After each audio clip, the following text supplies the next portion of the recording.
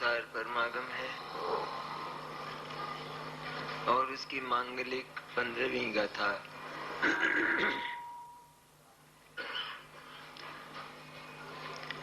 उस पर हमारी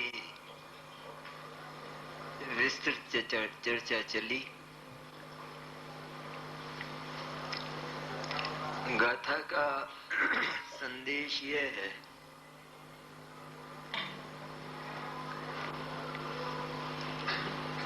कि ज्ञान अर्थात आत्मा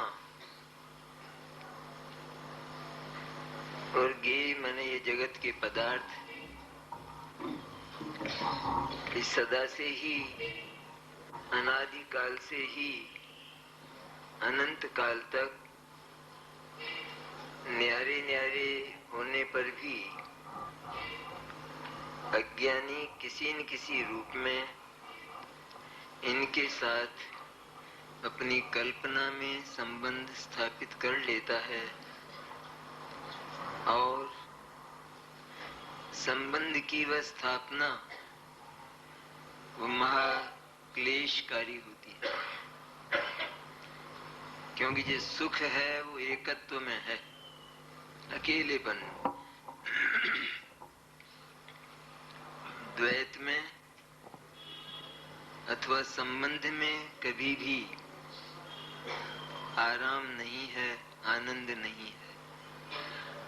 ये चर्चा तो लोकोत्तर है। लोक में भी देखा जाए तो संबंध में आराम नहीं है, लेकिन आराम की कल्पना करके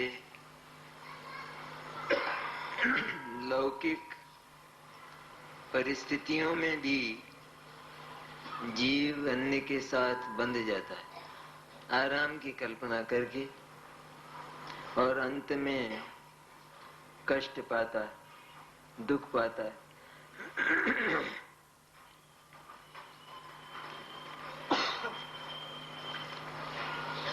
अनुभव करते हैं अधिकांश मनुष्य, अकेले में अच्छा नहीं लगता, अकेले में तकलीफें बहुत हैं, रोटी नहीं मिलती है, रोटी गरम नहीं मिलती है, इत्यादि कल्पनाएं करके और किसी के साथ संबंध में बनता है और दूसरे दिन से ही पराधीनता प्रारंभ हो जाती है। तब अनुभव करता है कि ये कष्ट मैंने क्यों मोल लिया व्यर्थ, और अंत में छुटकारा होने पर मैंने जैनेश्वरी दीक्षा धारण करने पर ही आराम मिलता है और कोई मार्ग दूसरा नहीं है। यहाँ भी आचार्य कहते हैं कि सारे ही पदार्थ और उनके स्वभाव एकत्व में प्रतिष्ठित हैं और तभी वो सुंदर लगते, अच्छे लगते। एकत्व में ही जीव को आराम होता है, बंधता नहीं है, पर बंध की कल्पना मात्र में अनंत कष्ट होता है। 15वीं गाथा में हमने ये सीखा कि जीव का जो ज्ञान स्वभाव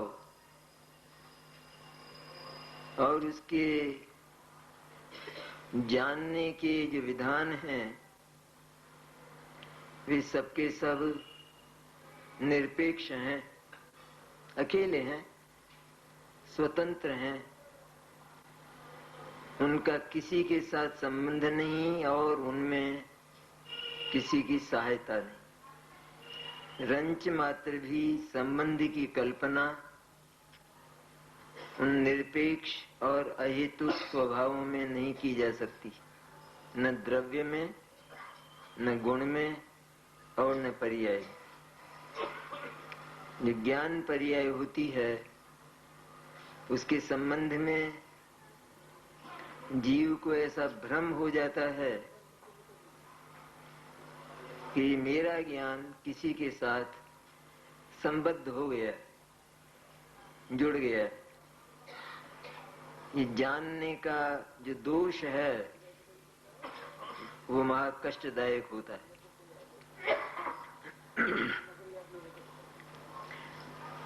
जैसे रेगिस्तान में होता है, बहुत गर्मी होती है तो वहां गर्मी से पानी जैसी लहरियां दिखाई देती हैं।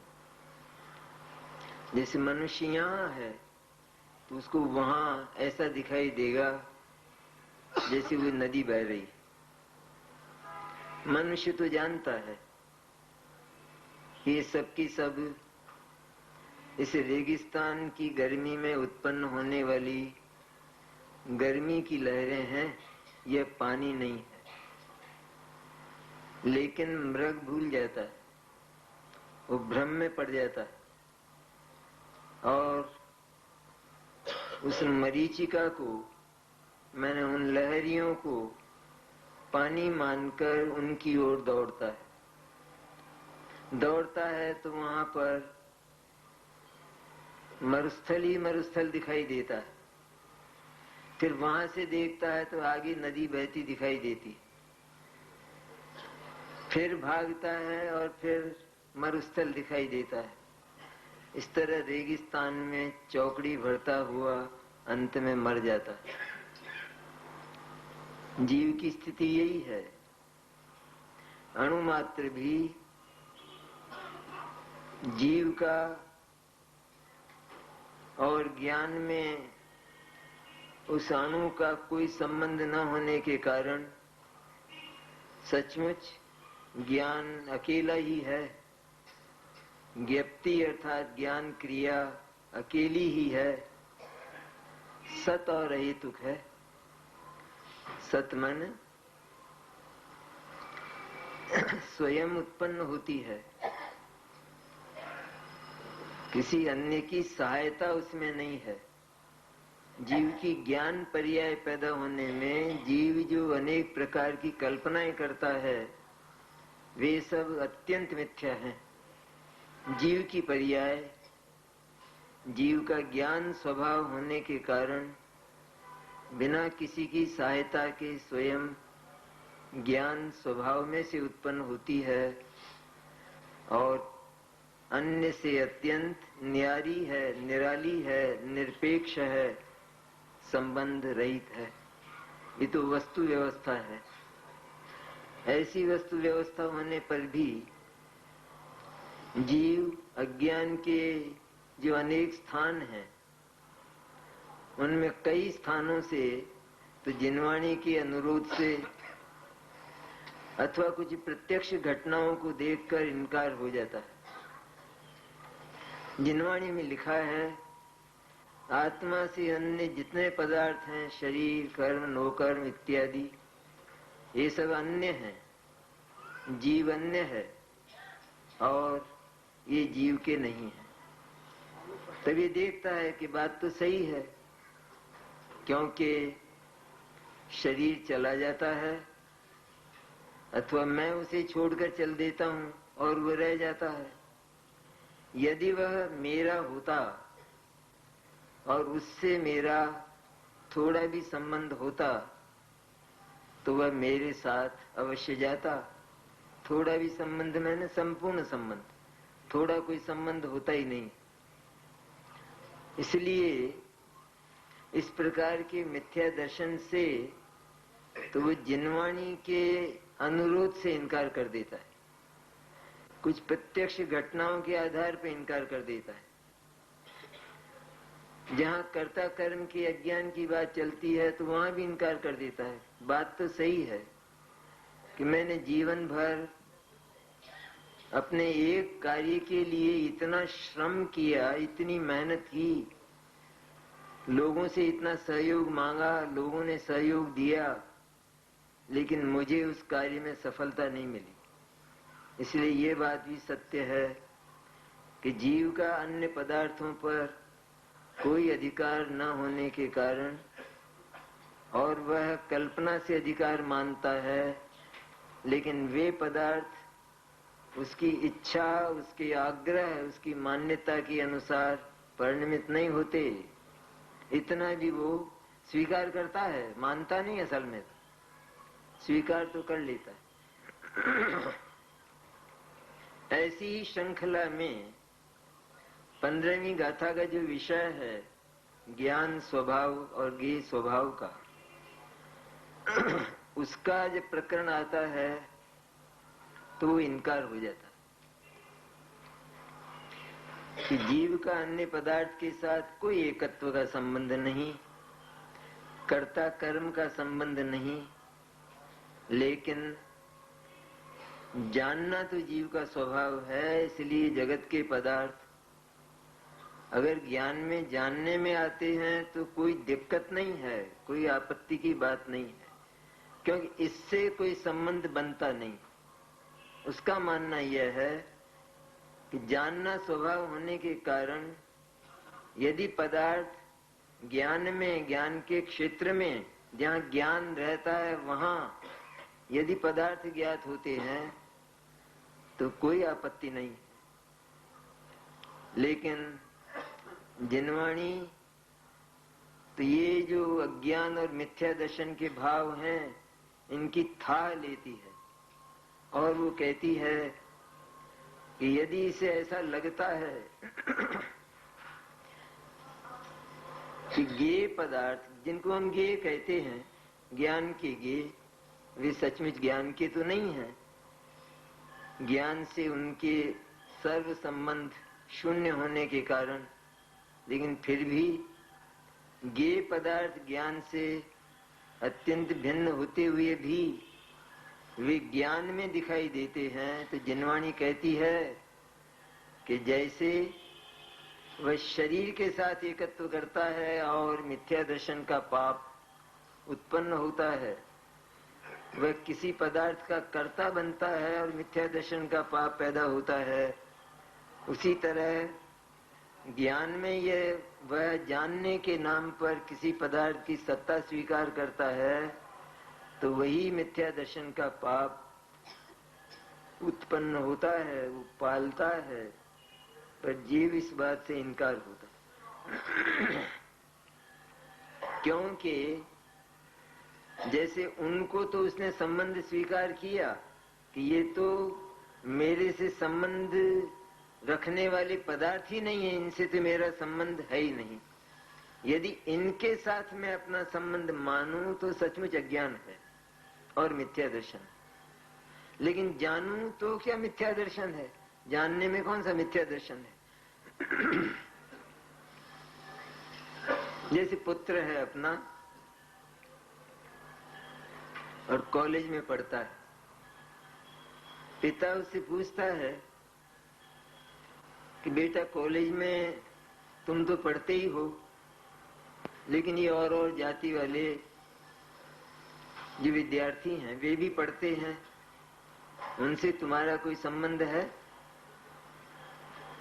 तो वो कहता है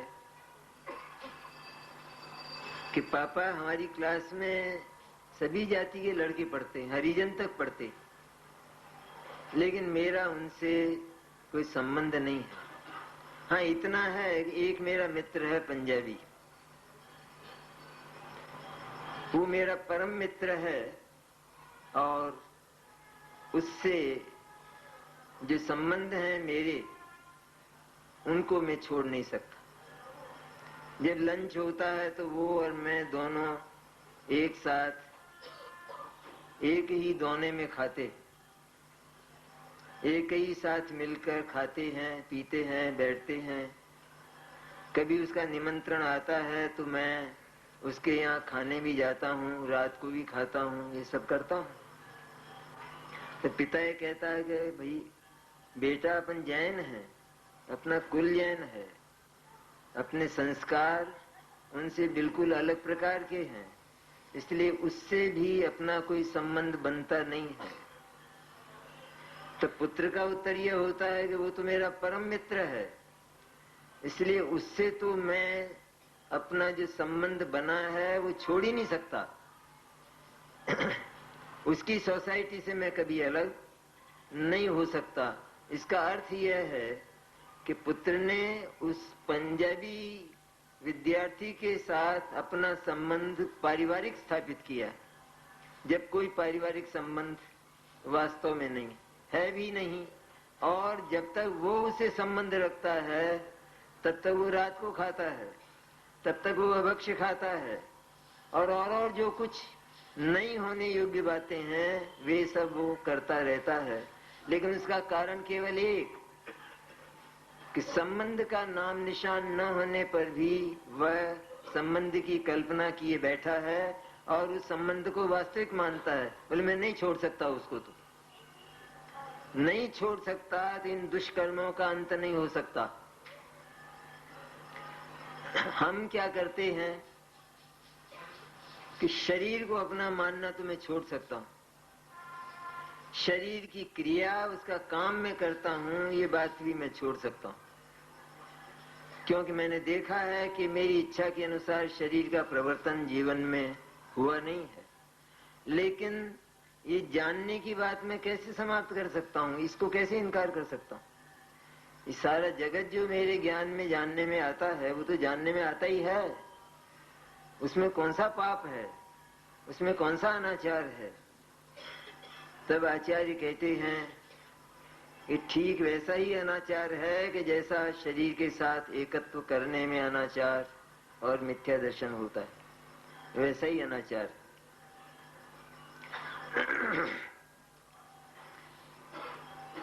इसको हमने समय सार की कुछ गाथाओं के आधार से प्रातःकाल देखा था, और गाथाओं में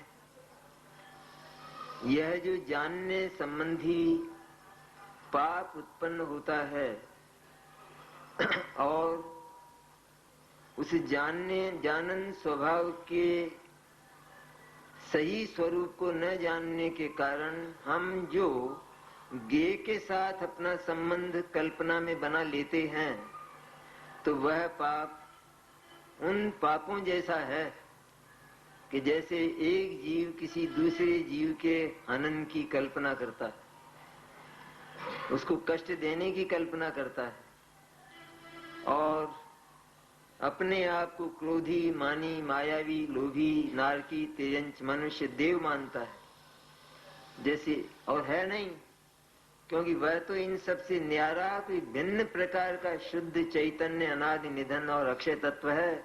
सचमुच देखा जाए तो आत्मा क्या है? ये तो उस आत्मा के स्वरूप के अपरिचय में, उसको न जानने के कारण पैदा होने वाली परिस्थितियां हैं। क्यों पैदा हुए? नारकी, तिरंज, मनुष्य, देव बनने का या इन पर्यायों के उत्पन्न होने का अवसर क्यों आया? कि केवल एक ही कारण कि आत्मा ने अपने भिन्न स्वरूप का जो अस्तित्व है उसका विश्वास नहीं किया, ज्ञान में उसका भिन्न वेदन नहीं किया।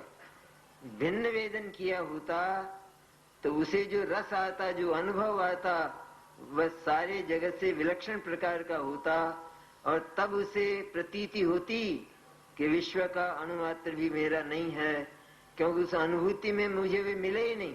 आत्मा में अनुभूति के समय आत्मा में जो मिला वो तो सब आत्मा है और वो सब आत्मा का है, और जो उस समय आत्मा में नहीं मिले वे आत्मा की नहीं है। ऐसा उस केवल एक अस्तित्व को नहीं जानने के कारण ये सब पैदा होता है। अभी आया ना 13वीं गाथा में भाई श्री ने जो किया विवेचन, तो कहते नव तत्व का जन्म कैसे होता है? आत्मा नव तत्व रूप है? वो तो नहीं है, क्योंकि वो 9 प्रकार का है ही नहीं, वो तो एक ही प्रकार का है। और जो 9 तत्व हैं वो तो सारी की सारी पर्याय हैं, क्षणभंगुर हैं, और आत्मा नित्य और अक्षय है, इसलिए आत्मा तो 9 प्रकार का नहीं है।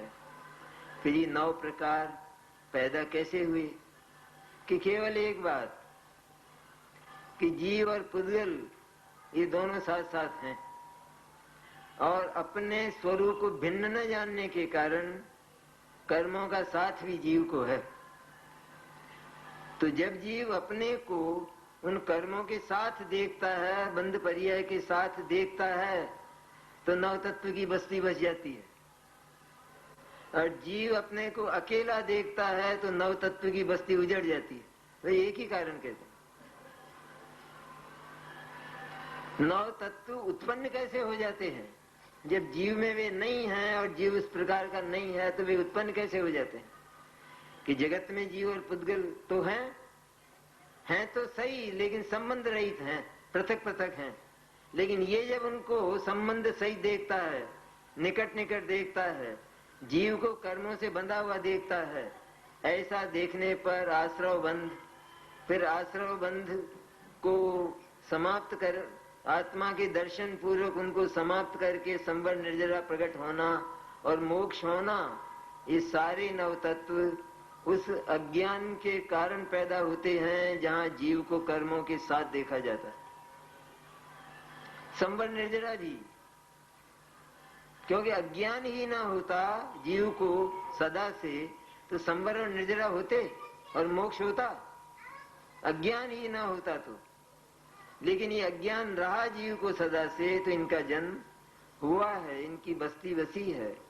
उसी तरह यहाँ एक भयंकर अज्ञान इस प्रकार का है कि आत्मा का जो जानने का स्वभाव, जानन क्रिया होती है, उस जानन क्रिया में उसे ये जगत मुझे जानने में आता है, ऐसा भ्रम होता है मृग मरीचिका की तरह। और सच्चाई क्या है? सच्चाई यह है कि वे तो सदा से ही वस्तु व्यवस्था में ही अत्यंत भिन्न हैं, तो ज्ञान में वे कहां से दिखाई दे सकते? हाँ, ज्ञान में उन जैसे आकार होते हैं, ये बात बराबर है, वो ज्ञान ही है सारा का सारा। लेकिन वे तो ज्ञान में कभी दिखाई नहीं दे सकते, जाने नहीं जा सकते, वे ज्ञात नहीं हो सकते। और यदि वे अज्ञानी को ज्ञात होते हैं तो वह मिथ्या दर्शन का महापाप है। ऐसा आचार्य ने अध्यवसान कहा ना उसको। अध्यवसान अर्थात जहाँ स्व और पर का विवेक ना हो। तो जीव ने जब अपने ज्ञान में ज्ञेय का अस्तित्व देखा तो स्व पर का विवेक कहाँ रहा? अस्त हो गया स्व और पर का विवेक। अगर उसे स्व और पर के आत्यंतिक पृथकत्व का ज्ञान होता तो वो अपने ज्ञान के क्षेत्र में ज्ञेय का दर्शन कैसे करता? मैंने कल्पना कैसे करता? वो संभव नहीं थी। लेकिन उस कल्पना में क्योंकि उसे अत्यंत पृथकता का पता नहीं होने के कारण और बातों से तो इनकार करता है, और यहाँ आकर वो भूल जाता है, भ्रम में पड़ जाता है। इसलिए कुंद ने तो साफ स्पष्ट लिखा है जैसे हनन आदि क्रियाएं हैं, नारक आदि पर्याय हैं, इनके साथ जीव का जैसे अपनत्व होता है, अन्य जीव का कोई अधिकार नहीं होने पर भी जीव ऐसा मानता है कि मैं इसे सुखी करता हूँ, तो वह उस जीव को और अपने को एकत्व करके देखता है, एक मानता है। ये एकत्व करने की विधि और दर्शनों में थोड़ी मिलती है, इसलिए तो इनकार हो जाएंगे, इसमें क्या एक हो गए। ये एकत्व है ये कि जहाँ थोड़ा भी संबंध हमने अनुभव किया वहीं दो पदार्थों का एकत्व हो जाता है अर्थात हमें वे दो पदार्थ न्यारे न्यारे होने पर भी एक लगने लगते हैं, ऐसा भ्रम होता है। तो उन गाथाओं से ये बात, और कर्ता कर्म की जो गाथाएं हैं दोनों में एक ही उदाहरण दिया। बंद अधिकार में भी ये उदाहरण दिया कि ये मुझे धर्म द्रव्य ज्ञात होता है, ठीक ऐसा लिखा है, ये मुझे धर्म द्रव्य ज्ञात होता है। कहाँ ज्ञात होता है? कि ज्ञात तो ज्ञान में होता है, और कहाँ ज्ञात होगा? ज्ञान के सिवाय और कौन सा क्षेत्र है, कौन सी जगह है जहाँ ज्ञात होगा? तो ज्ञान में ज्ञात होता है। कहते हैं ये बहुत बड़ा अध्यवसान, बहुत बड़ी भूल और मिथ्या दर्शन का महापाप है। जब ये बात निश्चित हो गई तो उसका जो व्यवहार पहलू है उसकी चर्चा भी आचार्य प्रवचन सार में करते, क्योंकि व्यवहार पहलू है ना कि ज्ञान के आकार वे अत्यंत निरपेक्ष होने पर भी वहां एक परिस्थिति होती है और वह परिस्थिति भी ज्ञान में आती है, तो जिनवाणी उसका वर्णन करती है। भगवान तीर्थंकर की वाणी भी उसे कहती है, क्योंकि ज्ञान के जो आकार हैं वे सब ज्ञान होते हुए, ज्ञान होने के कारण अत्यंत निरपेक्ष हैं, बिल्कुल न्यारे हैं। उनका गेय पदार्थों से कोई संबंध नहीं है, यद्यपि वे गेय पदार्थों जैसे लगते हैं। ठीक गेय पदार्थ जैसे हैं वैसे के वैसे ज्ञान के वे विशेष लगते हैं, लेकिन है नहीं। लगते हैं उसकी भी चर्चा आचार्य करते हैं। तो लगते हैं ऐसा कहकर तो वो तो उस व्यवहार की चरम सीमा करते हैं आचार्य प्रवचन सार में, कि ऐसा लगता है कि जैसे सारे के सारे गेय वे ज्ञान में उतर आए हों। ज्ञान में जब जानने का ये क्रिया होती है जानने की, तो ठीक जैसा जगत में ये गेय है अनंत गेय, वैसा का वैसा केवल ज्ञान में ठीक वैसा का वैसा सब कुछ वो ज्ञान में जानन रूप प्रवर्तित होता है, जानन भाव रूप प्रवर्तित होता है, गेय रूप प्रवर्तित नहीं होता, गेय न्यारा रहता है। तो ये एक परिस्थिति है कि वह भी ज्ञान में आती है, तो आचार्य उसका भी ज्ञान कराते हैं और ये कहते हैं कि जगत में यदि गेय है तो ज्ञान में अवश्य अवश्य उस गेय जैसे आकार ज्ञान के बनेंगे और वो ज्ञान के सारे आकार ज्ञान ही होंगे और वह ज्ञान सब जानन भाव रूपी होगा, उसमें और कुछ तलाश मत करना। तो उस परिस्थिति को बताएंगे या नहीं? अगर नहीं बताएंगे तो इसका अर्थ ये हुआ कि ज्ञान में जो वे आकार बने हैं वे बने तो हैं, लेकिन उन वे आकार क्यों बने हैं इसका हमारे पास कोई उत्तर नहीं।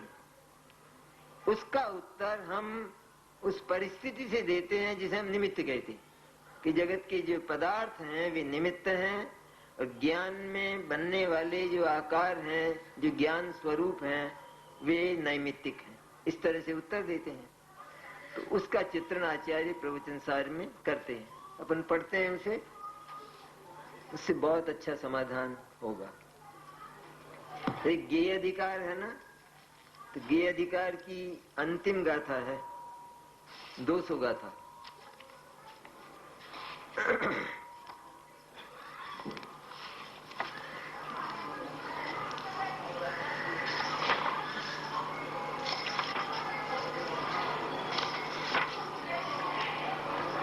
गेय अधिकार की जो 200 गाथा अंतिम, उसकी टीका में आचार्य कहते हैं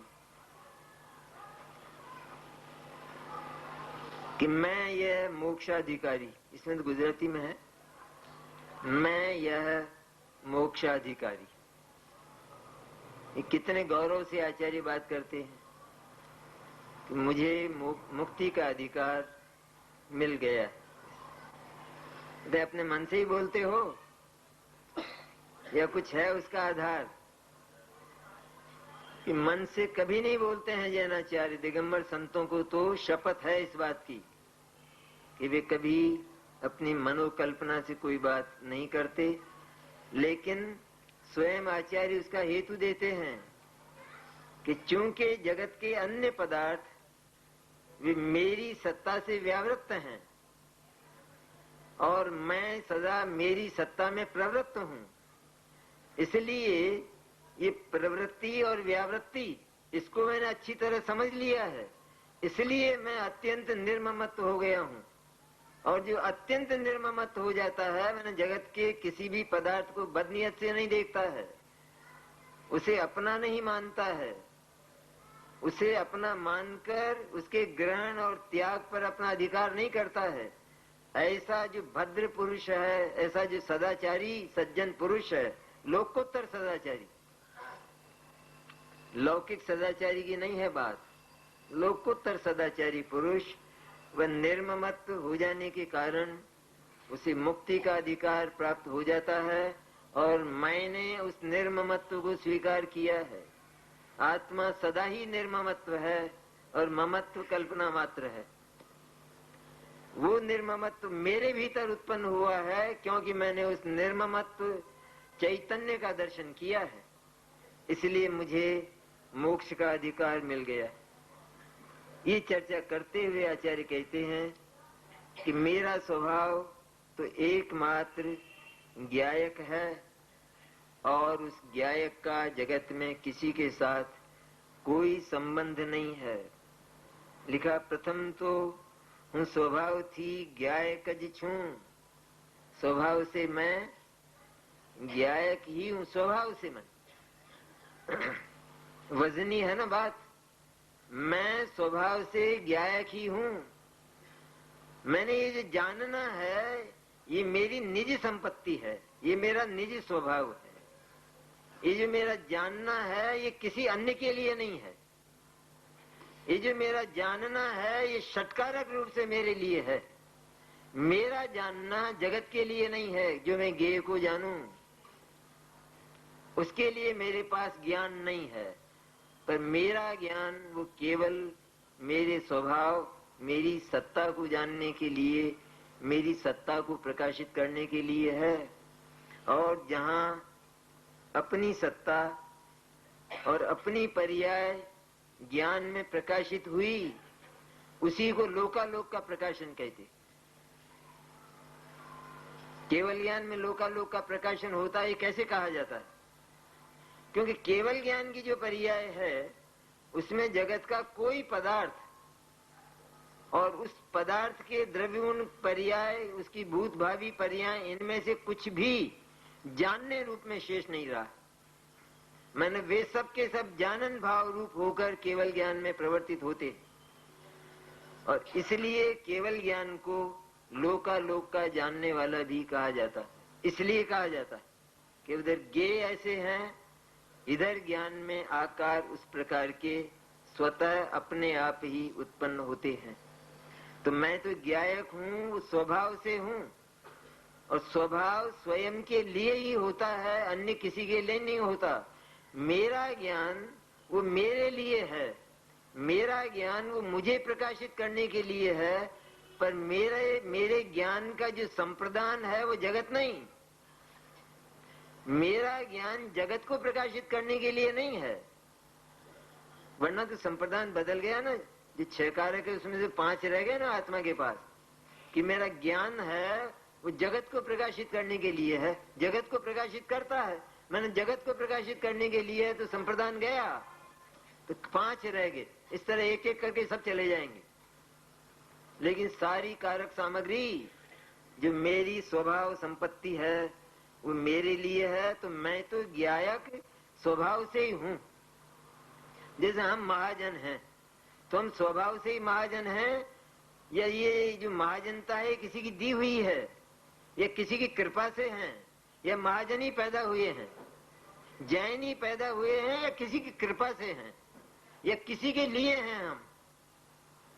कि न तो हम किसी की कृपा से हैं और न हम किसी के लिए हैं, लेकिन हम तो स्वतः पेट से ही महाजन है, पेट से ही श्रावक हैं, हम जैन हैं। इस तरह ज्ञायक मैं स्वभाव से ही हूँ। इस स्वभाव से देखने की चर्चा, इसका नाम मोक्ष, इसका नाम मुक्ति है। केवल ज्ञायक હોવાથી મારે વિશ્વની સાથે પણ સહજ જ્ઞાયક લક્ષણ સંબંધ જ છે, પરંતુ બીજા સ્વસ્વામી લક્ષણાદિ સંબંધો નથી। विरुद्ध लगती है ना बात। एक संबंध स्वीकार किया, दूसरे संबंधों से आचार्य इनकार हुई, तो क्या वो संबंध, वो जो संबंध कहा गया है, क्या उसे आचार्य वास्तव में स्वीकार करते हैं कि मेरा जगत के साथ केवल ज्ञायक संबंध है, पर अन्य स्वस्वामित्व आदि अर्थात ये मेरे हैं ये पदार्थ, ऐसा कोई संबंध मेरा इनके साथ नहीं है। तो ज्ञायक संबंध में कौन सा संबंध होता है? जहाँ ज्ञायक संबंध कहा जाता है तो वहां क्या कोई संबंध उत्पन्न होता है सचमुच? क्या ज्ञान का, आत्मा का ज्ञेय ज्ञायक संबंध कहा जाने पर ज्ञान और आत्मा का कोई संबंध पैदा होता है कि जिससे वे दोनों जुड़ गए हों, जिससे उन दोनों में एकत्व हो गया हो, कोई रिश्तेदारी हो गई हो ज्ञान में और ज्ञेय में? कैसा होता नहीं है। इसलिए ज्ञेय ज्ञायक संबंध वह वास्तव में संबंध रहितता की बात करता है, वो कोई वास्तव में संबंध नहीं है। लेकिन संबंध कहे बिना बात समझ में नहीं आती कि ज्ञेय ज्ञायक लक्षण संबंध मैंने क्या कि जगत में ज्ञेय हैं, पड़े हैं जगत में ज्ञेय, और मेरा स्वभाव ज्ञायक जानने वाला है, तो स्वतः अपने आप अपने भीतर से ही वे ज्ञेय जैसे आकार जानन भाव रूप होकर मेरे भीतर प्रकट होते। ये स्वभाव ही है मेरा, उस स्वभाव में मैंने भीतर से प्रकट होते हैं। वो उन ज्ञेयों से या ज्ञेयों की ओर देखने से या ज्ञेय जानने में आते हैं तो वे प्रकट होते हैं, ऐसा बिल्कुल नहीं है। ज्ञान के विशेष वो ज्ञेयों को जानने से प्रकट नहीं होते, क्योंकि ज्ञेयों को जानने का तो निषेध है, क्योंकि वे ज्ञान में आते नहीं है।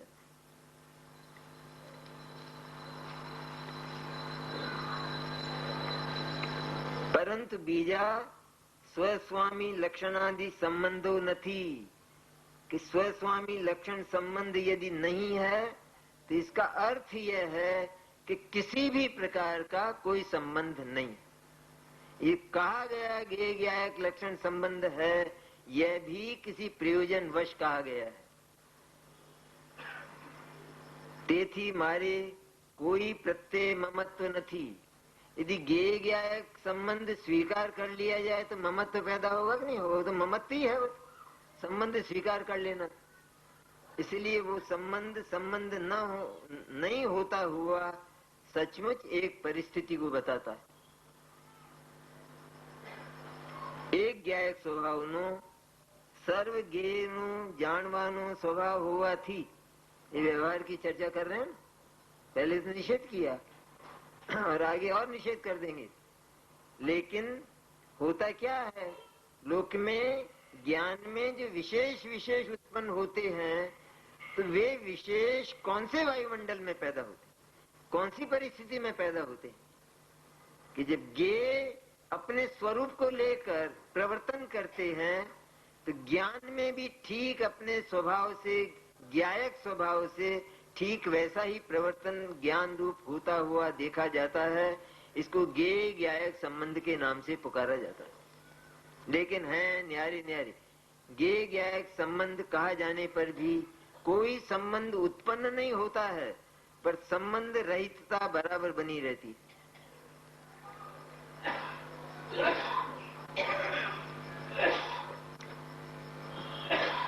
क्रमे प्रवर्तता अनंत भूत वर्तमान भावी विचित्र पर्याय समूह वाला अगाध स्वभाव અને ગંભીર એવા સમસ્ત દ્રવ્ય માત્રને જાણે છે, તે દ્રવ્યો જ્ઞાયકમાં કોતરાઈ ગયા હોય। कैसा उत्पन्न होता है, कैसा लगता है मैंने?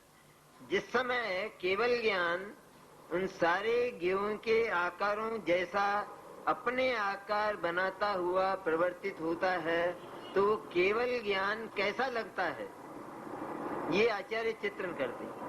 ऐसा लगता है कि जैसे सारे के सारे पदार्थ उसमें उत्कीर्ण कर दिए गए हों, टांकी से उकेर दिए गए हों, ऐसा लगता है। चित्राए गया हो, जैसे सारे ज्ञेयों के चित्र उसमें बन गए हों, ऐसा लगता है। हटाई गया हो, खोटाई गया हो, डूबी गया हो, समाई गया हो, प्रतिबिंबित थया हो, एम एक क्षण में जे प्रत्यक्ष करे छे। ज्ञेय ज्ञायक लक्षण संबंध की अनिवार्यता ने लीधे ज्ञेय ज्ञायक ने भिन्न पाड़वा अशक्य होवाथी विश्वरूपता ने पाम्यो होवा छतां ते सहज अनंत शक्ति वाला ज्ञायक स्वभाव वडे एक रूपता ने छोड़तो नहीं। ये निष्कर्ष हो गया सारा। ज्ञेय ज्ञायक संबंध की अनिवार्यता, इतना लिखा ना आचार्य ने। क्यों लिखा है ऐसा? इधर ज्ञान होगा आत्मा में, उधर जगत के गेय होंगे। उधर हमारे घर में दर्पण होगा और उसके सामने दूसरे पदार्थ होंगे। दर्पण होगा और दूसरे पदार्थ होंगे तो वहां दर्पण में उन पदार्थों जैसे आकार दिखाई देंगे ही देंगे, लेकिन वे पदार्थ नहीं दिखाई देंगे, वह सब दर्पण ही होगा। इसी तरह जहाँ गेय होंगे और इधर चैतन्य में ज्ञान होगा, है ये तो होगा मैंने है, इधर चैतन्य में ज्ञान का प्रवर्तन होता है, उधर गेयों में अपने गे स्वभावों का, अचेतन स्वभावों का प्रवर्तन होता है। तो वे सारे के सारे उस दर्पण के समान उस ज्ञान में ज्ञान रूप होकर जानने में आते हैं। तो कौन जानने में आता है कि चूंकि वे पदार्थ तो उसमें प्रविष्ट नहीं होते और जानने में अवश्य कोई आता है, तो जो वहां है वही जानने में आता है, क्योंकि ज्ञान में ज्ञान ही है, इसलिए ज्ञान के विशेष ही जानने में आते हैं, और ज्ञान के विशेष ज्ञान ही होने के कारण अन्य कोई जानने में नहीं आता। इतना होने पर भी मैंने अनिवार्यता लिखी है। अनिवार्यता क्यों लिखी? गेय ज्ञायक संबंधी की अनिवार्यता क्यों लिखी आचार्य ने? कि इसलिए लिखी कि ऐसा होगा ही होगा, ये बनाव बनेगा ही बनेगा। ज्ञेय होगा और ज्ञान होगा तो ये बनाव बनेगा ही बनेगा। ज्ञान में अनेक प्रकार के विशेष ज्ञान की पर्याय में प्रति समय भिन्न भिन्न पैदा होंगे ही होंगे, लेकिन वे सबके सब उन ज्ञेय पदार्थों से अत्यंत भिन्न रहते हुए ज्ञान ही रहेंगे, ज्ञान रूप ही रहेंगे, जानन भाव रूप रहेंगे। वो ज्ञान के जो आकार हैं वे सब जानन भाव स्वरूप हैं, अन्य कुछ नहीं है। इसलिए लिखा अंत में, ज्ञायक स्वभाव वडे एक रूपता ने छोड़तो नहीं।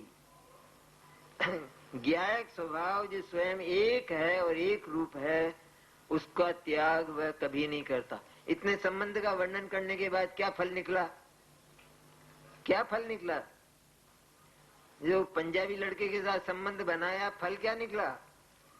सचमुच कोई संबंध बैठता ही नहीं है, कहते हैं। पिता कहता है, बेटा कोई संबंध बैठता ही नहीं है, तू मित्रता क्यों बनाए बैठा है, जिसके कारण तेरे भीतर ये दुराचार प्रवर्तित होता है। इसी तरह यहाँ भी ये अनिवार्यता लिखी, लेकिन सचमुच जो ज्ञायक है वो तो अपने एकत्व में सदा ही प्रतिष्ठित रहता है, और उसकी जो ज्ञान पर्याय है वो भी सदा अपने ज्ञान स्वरूप में रहती हुई प्रवर्तित होती है।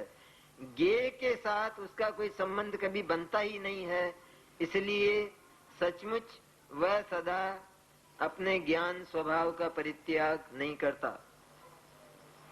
ये अनादि संसार थी आज स्थिति ये रह्यो छे, ये अनिवार्यता लिखी ना ज्ञेय ज्ञायक संबंध की। अनादि संसार से इसी स्थिति में रहा, अनादि संसार से इधर ज्ञान का स्वयं प्रवर्तन ज्ञायक में से होता रहा है, और उधर ज्ञेयों का प्रवर्तन उनके स्वभाव में से होता रहा है। ये अनादिकालीन और अनंतकालीन स्थिति है। ये अनादि संसार थी आज स्थिति रह्यो छे, अने जे मोह वडे अन्यथा अध्यवसित थाय छे। मोह के कारण जो अन्य प्रकार से जाना माना जाता है, मोह के कारण जो ऐसा जाना माना जाता है कि जैसे इसमें लिखा है तो उसमें तो लिख दिया आचार्य ने कि ऐसा लगता है कि जैसे सारे के सारे ज्ञेय पदार्थ केवल ज्ञान में समा गए हों, ऐसा लगता है।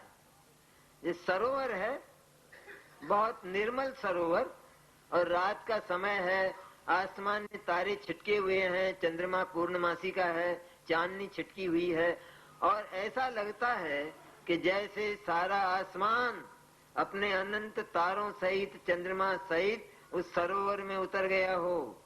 सरोवर को देखते हैं, सरोवर को देखते क्या बोल उठता है हमारा स्वर क्या होता है, हमारे मुंह से क्या निकलता है? कहते सारा आसमान, बल्कि यूं भी नहीं कहते मानो उतर गया हो। यहाँ तो मानो कहा है आचार्य, जाने के मैंने मानो मैंने है नहीं, ऐसा लगता ऐसा है। तो हमारा तो ऐसा निकलता है स्वर उसको देखते ही, अरे सारा आसमान सरोवर में उतर गया, ये बोलते।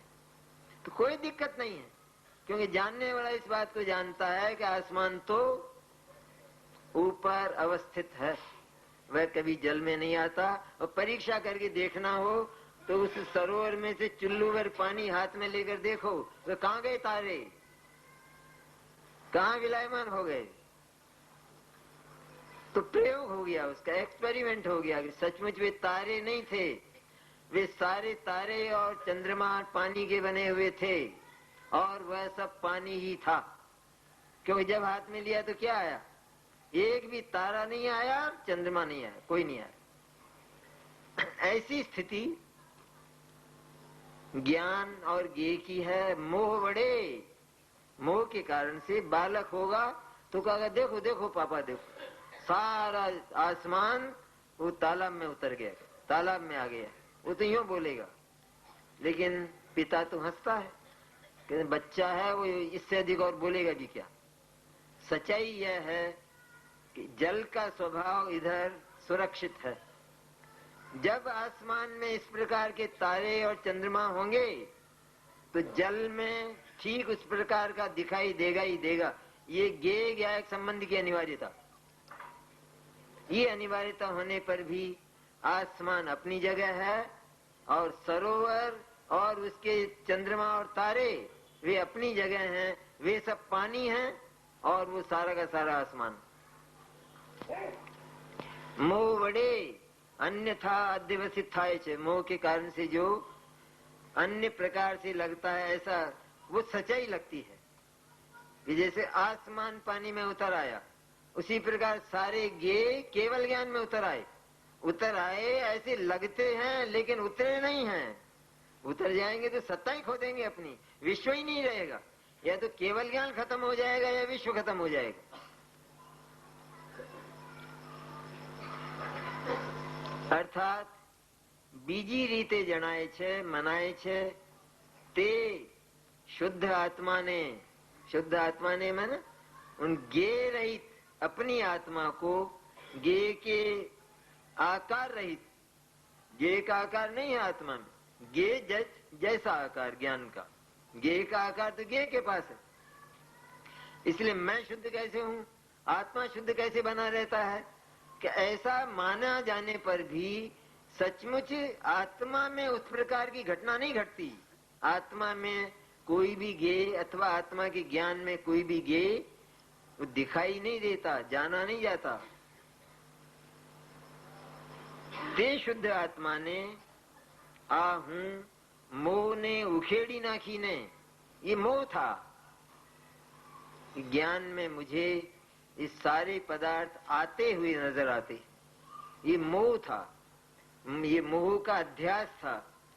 इसलिए उसको उखाड़ फेंक कर मैंने ज्ञान और ज्ञेय को अत्यंत न्यारा देखकर, न्यारा जानकर, अति निष्कंप रहे तो थको।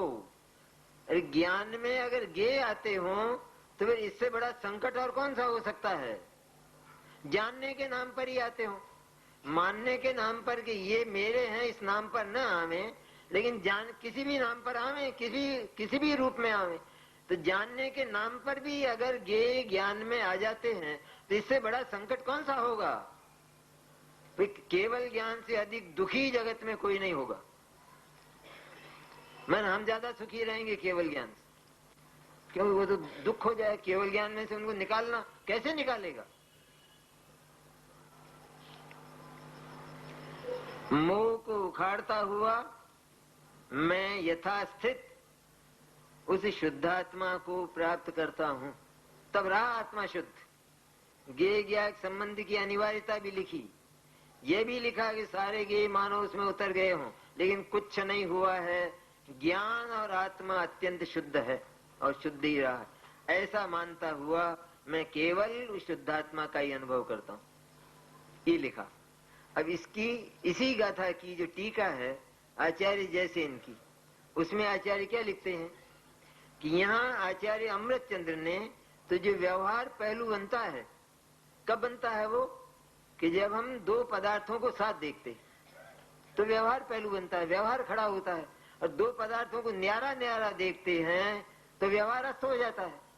यहाँ इधर ज्ञान और इधर ज्ञेय, इन दोनों को हमने साथ देखा तो एक बात पैदा हुई कि जैसे मानो सारे गेय और गेयाकार ज्ञान में उतर आए, ऐसा लगा। लेकिन वास्तविकता क्या है कि ऐसा हुआ नहीं, ऐसा नहीं हुआ। इसलिए जहां हमने ज्ञान और गेय को न्यारा न्यारा देखा तो न्यारा न्यारा देखते ही संबंध मात्र का निषेध अनुभव आता है। इसलिए आचार्य जैसे लिखते हैं, इसी गाथा की टीका में लिखते कि निश्चयेन गेय ज्ञायक संबंधो नास्ति, ये लिखते। वहां गेय ज्ञायक संबंध की अनिवार्यता बताई आचार्य अमृतचंद्र ने। वो निश्चय व्यवहार, दोनों आचार्यों में झगड़ा है और ये बिल्कुल विरुद्ध लगता है नहीं।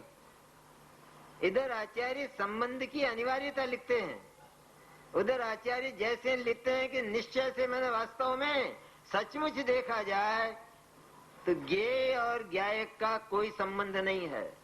गेय ज्ञायक संबंध होता ही नहीं है, होता ही नहीं है। निश्चयेन गेय ज्ञायक संबंधो नास्ति, बस इतनी सी लाइन पढ़ना था। इसमें सारा जो आचार्य अमृतचंद्र ने लिखा, और उसमें यदि हमको कोई संदेह भी पैदा हो जाए तो सारा संदेह समाप्त हो जाता है। कोई संबंध गेय और ज्ञायक का सचमुच होता नहीं है।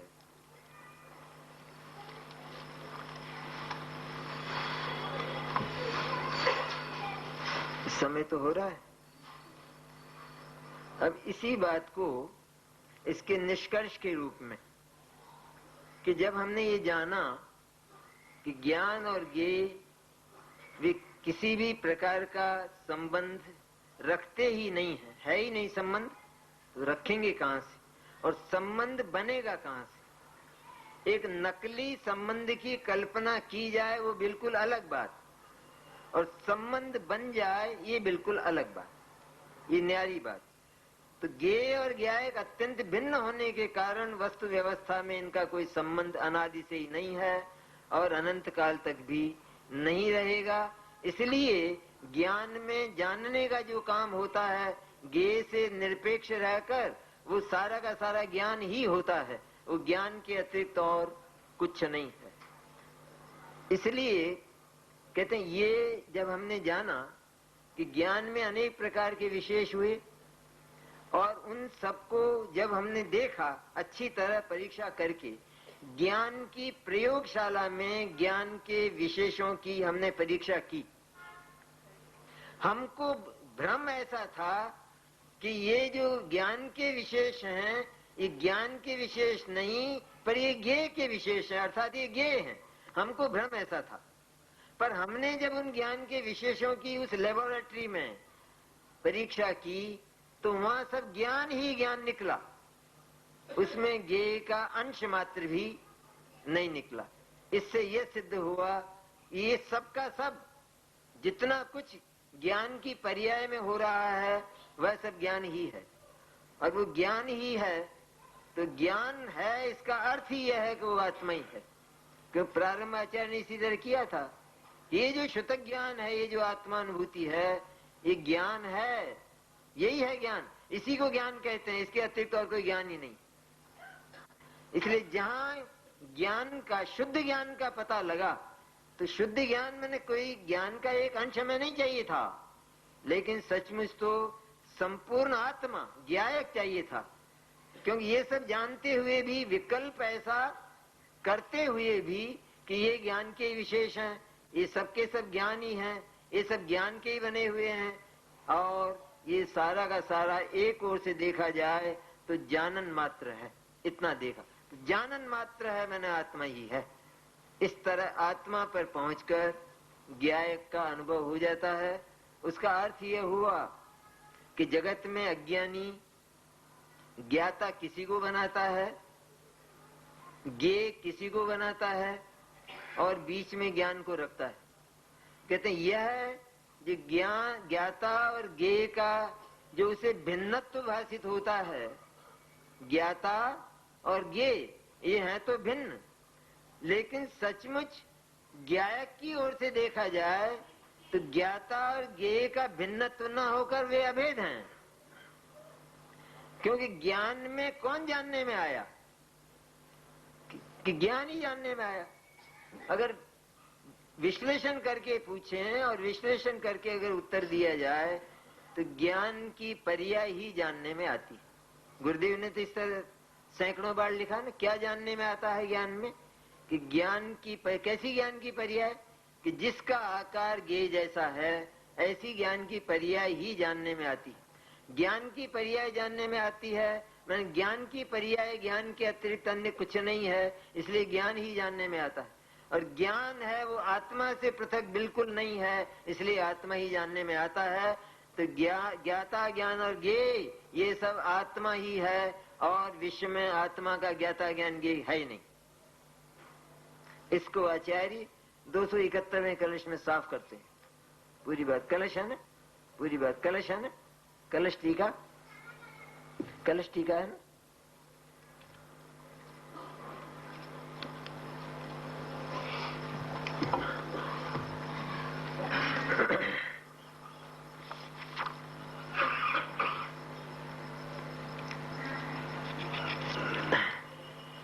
दो 271 कलश है, जिसमें इस सारे प्रकरण को का उपसंहार किया है।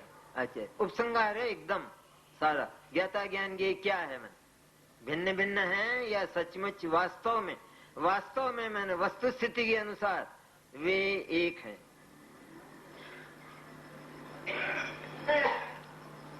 राजमल जी साहब की है टीका, और राजमल जी साहब की अध्यात्म की जो ऊंचाइयां हैं वो आचार्यों जैसी हैं।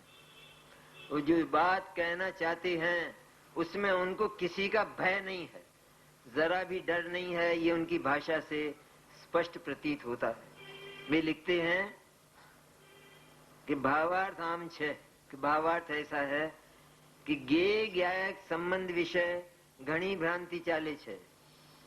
गे ज्ञायक संबंध तो कहा जाता है ना, संबंध तो कहा ही जाता है, लेकिन संबंध में बहुत भ्रांति चलती है। तेथी कोई एम समझशे, इसलिए कोई ऐसा जानेगा, कोई ऐसा मानेगा कि जीव वस्तु ज्ञायक पुद्गल थी માંડીને ભિન્ન રૂપ છે દ્રવ્યો ગે છે, परंतु एम तो નથી। जीव तो जानने वाला, जीव वस्तु ज्ञायक, जीव तो जानने वाला, पुद्गल से लगाकर जो 6 द्रव्य हैं वे उस ज्ञायक के ज्ञेय हैं, वे उस ज्ञायक के जानने में आते हैं, वे उस ज्ञायक को ज्ञात होते हैं। किसी भी भाषा में बोले कहते ऐसा जो मानता है, ऐसा कोई जानता है तो एम तो नहीं कि ऐसा तो नहीं। अभी इन्होंने कोई नहीं लगाया कि ऐसा तो नहीं, ऐसा नहीं, मैंने व्यवहार से तो ऐसा है और निश्चय से ऐसा नहीं है। ऐसा अगर इसके साथ लगाकर हम देखें तो हम भी एक निर्णय पर कभी नहीं पहुंच सकते कि वास्तव में देखा जाए तो 6 द्रव्य और ज्ञायक तत्व इनका कोई जानने मात्र का भी संबंध नहीं है, लेकिन व्यवहार संबंध है। तब कोई तीसरा व्यक्ति बैठा होगा तो हमारी इस चर्चा में वो ये पूछेगा कि आप तो ये बताओ कि संबंध है या नहीं, सीधे क्यों नहीं बोलते हो, ये आड़ी टेढ़ी बात क्यों करते हो कि व्यवहार से तो संबंध है और निश्चय से कोई संबंध नहीं। तो क्या है फिर असली, मैं मानूं क्या दोनों में से, कौन सी बात मानने लायक, सत्य कौन सी है बात?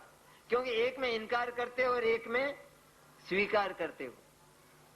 सच्चाई यह है कि सचमुच कोई संबंध न होने के कारण आत्मा का पदार्थों के साथ कोई ज्ञेय संबंध नहीं है, और इसलिए ज्ञान में वे जानने में नहीं आते, पर मात्र ज्ञान ही अर्थात ज्ञेय की जानने में आता है। छठी गाथा में आया वो सामान्य है का वाक्य?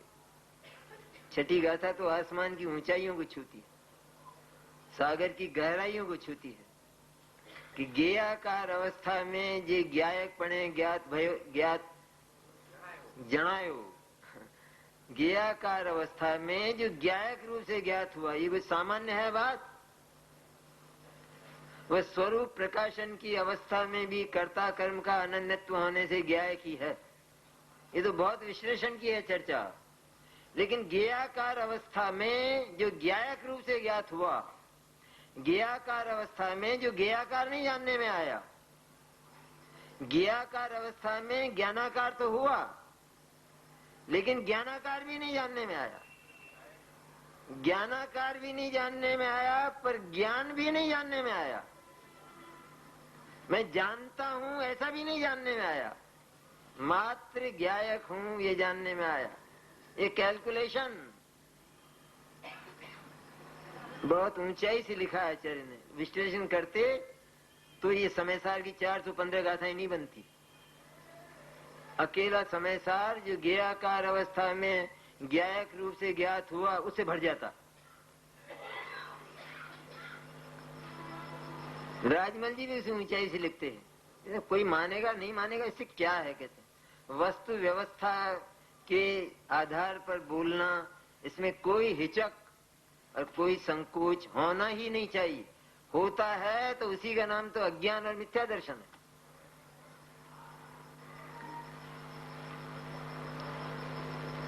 परंतु एम तो नहीं, क्यों नहीं है कि छह द्रव्य मेरे गे हैं, कि मेरापन तेने कहां से लगाया छह द्रव्य के साथ? छह द्रव्य जब न्यारे हैं तो ये मेरे गे हैं, ये मेरापन आ कहां से गया इसमें? ये जानने के नाम पर जो मेरापन पैदा हुआ है, ये मिथ्या दर्शन के महापाप को लेकर पैदा हुआ है। जेम हमना कहेवामां आवी छे तेम छे, कि जैसा आगे लिखा जाता है, जैसा कहा जा रहा है, मैं कहता हूं ये नहीं बोलते हैं, लेकिन अब